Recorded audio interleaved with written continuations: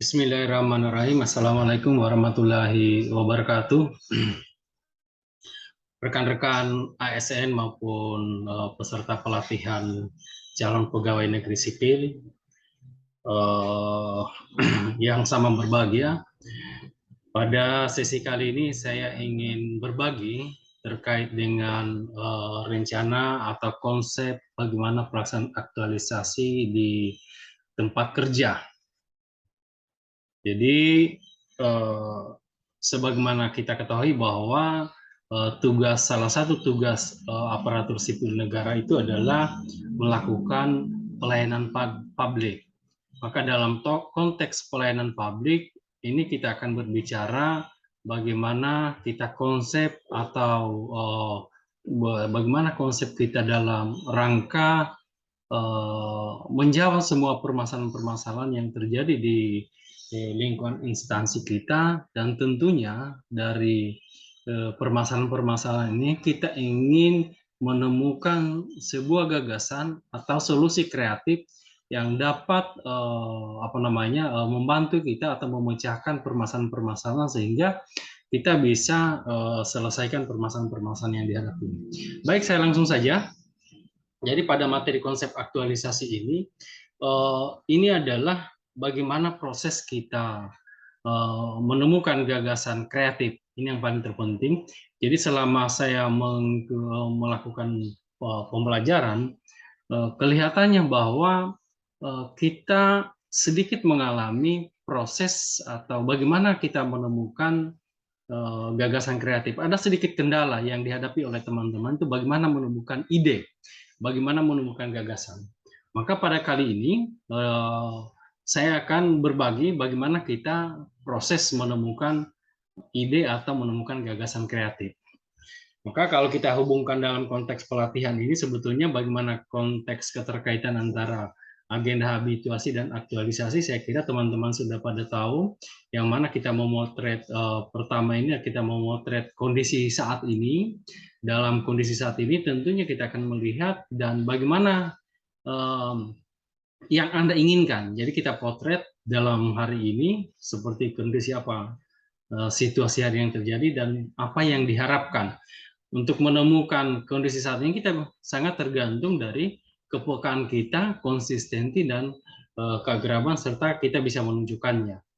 Kemudian nanti ini akan teraktualisasi ke dalam yang namanya habituasi atau aktivitas sehari-hari ini, bagaimana kita melakukan proses suatu kebiasaan yang menghasilkan manfaat sehingga terbentuk menjadi sebuah karakter ASN yang PNS yang profesional sebagai pelayan masyarakat. Maka dalam konteks habituasi ini, bagaimana proses membiasakan dalam diri kantor ini yang perlu kita intervensi.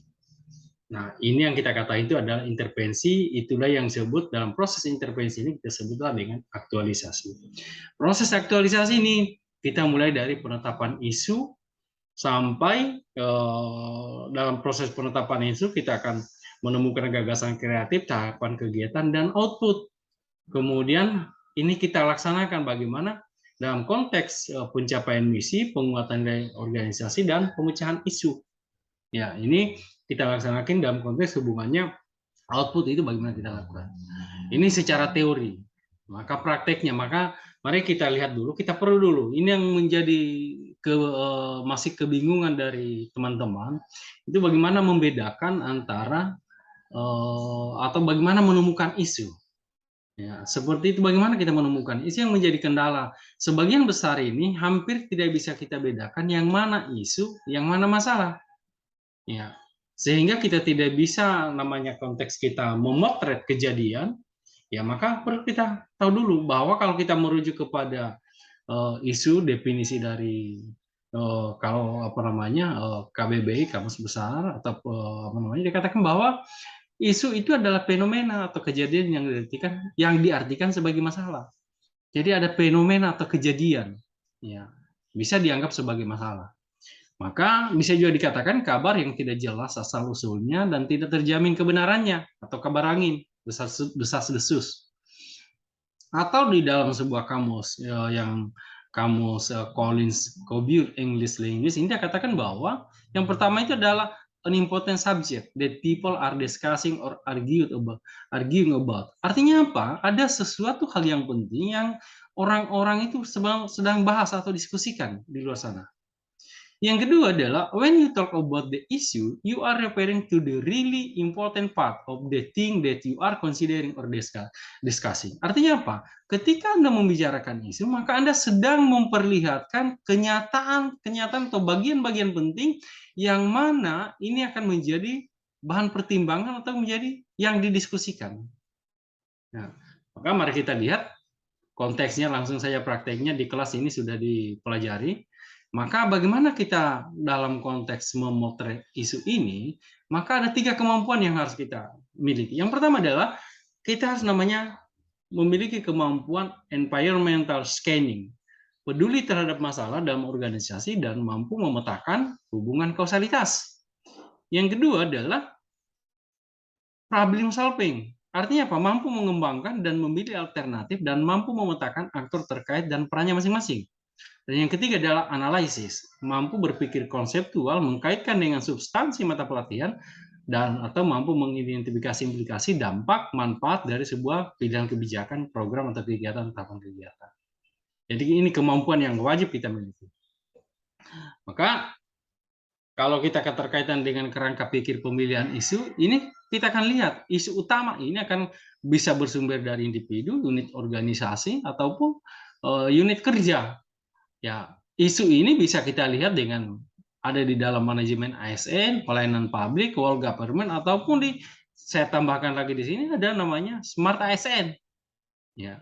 Kemudian ini core isu ini kita akan dihadapkan dengan yang namanya inisiatif atau pemilihan konseptual, aktivitas-aktivitas dalam mengelola dan menjalankan inisiatif sehingga kita menghasilkan sebuah yang namanya kita akan analisis apa dampak hasil inisiatif, bagaimana levelnya dan bagaimana keberlangsungan dampak inisiatif. Ini kalau kerangka pikir pemilihan isu. Maka kita katakan bahwa isu ini adalah hubungan kausalitas antara hubungan kausalitas isu dan masalah. Jadi isu ini atau kita katakan ada hubungannya dengan masalah. Ya. Isu ini memiliki hubungan dengan masalah. Kalau isu ini belum tentu kebenarannya. Ya. Kalau kita merujuk pada ini, tapi masalah kita sudah lihat lagi lebih dalam. Berarti masalah ini memang kita sudah tahu bahwa yang terjadi seperti ini. Maka mari kita lihat bagaimana proses perumusan konsep. Jadi kita membuat yang namanya konsep. Kita rumuskan itu adalah kalau isu ini kita akan kelola dengan APKL dan masalah kita kelola dengan USG. APKL itu adalah aktual, problematik, halayak, dan layak isu. Jadi kalau masalah ini kita akan melihat. Jadi dari berbagai macam isu ini, isu yang ditimbulkan, aktualnya seperti apa, di mana terjadi, ya kan? Apa yang terjadi dan di mana yang terjadi, problematik apa masalah yang ditimbulkan dari isu ini. Kemudian yang mana dari sekian isu ini, yang mana yang paling urgent, serius, dan akan berkembang. Ya, sehingga akan menemukan gagasan kreatif, dan gagasan kreatif ini untuk menemukan gagasan kreatif, salah satu alat yang kita pergunakan bisa dengan menggunakan analisis pohon masalah. Maka kita langsung saja, ini ada sebuah kasus, ini ada satu kasus yang bisa kita langsung praktekkan. Kasusnya gini, peserta bekerja pada unit pelayanan dan peserta menyaksikan di ruang tunggu terjadi antrian yang panjang setiap harinya, serta tidak ada informasi kepastian pelayanan. Nah, jadi kasusnya seperti ini. Maka peserta memiliki gagasan agar masyarakat selama mengantri merasakan nyaman dan disampaikan kepada pimpinan untuk membagi ruang tunggu bagi masyarakat perokok dan bukan perokok, memaksimalkan penempatan kursi di ruang tunggu, membuat tulisan yang terang dan sederhana tentang jenis dan proses pelayanan yang akan ditempatkan pada tempat-tempat strategis di ruang tunggu dan seterusnya. Kira-kira seperti ginilah kita dari ini adalah sudah satu satu gagasan yang sudah menghasilkan satu gagasan kreatif yang mana sudah melihat isunya, sudah melihat masalahnya, sudah menganalisis dan menghasilkan sebuah konsep.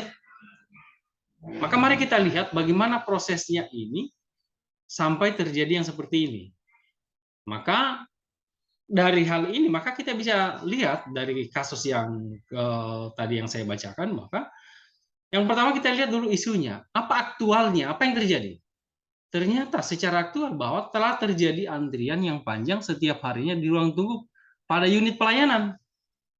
Jadi ada yang terjadi, apa yang terjadi, kemudian ada namanya, jadi konsepnya itu adalah ada namanya fokus dan lokus. Fokus kita adalah antrian yang panjang setiap harinya. Lokusnya di ruang tunggu pada unit layanan. Nah, maka apa problematiknya? Apa permasalahannya? Permasalahannya itu adalah ada masyarakat yang tidak terlayani atau problematiknya. Kira-kira dampak yang ditimbulkan dari isu yang disampaikan tadi itu bisa saja ada masyarakat yang tidak terlayani. Kemudian yang kedua adalah ada ketidaknyamanan masyarakat. Dan yang ketiga adalah ada suasana kantor yang terganggu. Ini problematiknya. Kemudian hal lainnya, ini sudah menjadi perbincangan bagi semua pelanggan atau sebagai masyarakat. Kemudian kelayakannya itu sangat layak untuk dipermasalahkan. Ya. Ini konsep bagaimana kita menentukan isu, kita membuat yang nama isu. Jadi kata kunci membuat isu itu adalah ada fokus dan lokus. Ya. Maka dari hasil ini kita kan coba lihat analisis isunya. Jadi dari tadi yang masa isu kita sudah temukan, ada satu isu, salah satu contohnya tadi. Maka isunya apa? Analisis isunya kita lanjutkan dengan melihat dari